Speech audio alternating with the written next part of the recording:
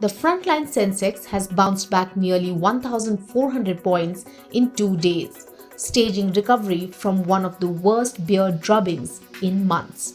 On Thursday, the index ended at 58,461 levels, up 776 points on the BSE, lifted by healthy buying in HDFC Twins, RIL and IT stocks.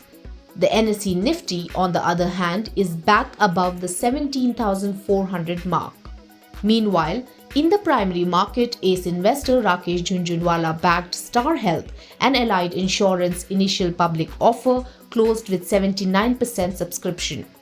According to A.K. Prabhakar, who is head of research at IDBI Capital, Star Health failed to attract investor interest as the valuation seemed rich and left nothing much on the table for investors. The IPO came at a time when fears of the Omicron COVID variant started. This, he says, may have made investors wary of investing in an insurance-related play. That said, the IPOs of Anand Rathi Wealth and Tega Industries received healthy investor response and have already been fully subscribed. So, will this recovery in the secondary market gain momentum going ahead? Let's find out. Despite a 3.8% fall in November, the BSE Sensex stands tall with a 19.5% gain at the start of December 2021. Over the past 11 months, many market participants have negotiated many headwinds successfully, such as rampant spread of a second COVID wave, boiling crude oil prices, inflationary pressures, and fears of policy tightening and withdrawal of government stimulus.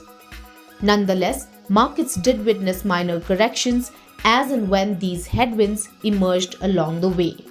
Data compiled by Vinod Karki of ICICI Securities shows that in the past 18 months, the markets paused for correction 5 times, with the latest one starting in October 2021. However, the recovery on the bourses was swift every time, with benchmarks hitting fresh highs. So, should we expect resumption of uptrend this December? Historically, the Sensex has delivered a positive return in 5 out of 10 occasions in the past 10 years, that is, since 2011. These returns ranged between 0.4% and 8.2%, data shows. While developments on the Omicron variant would be key for this month's market trajectory, analysts at Credit Suisse say factors like corporate earnings, interest rate decisions by the US Fed and RBI, and the rupee's trajectory could determine the market trend going forward.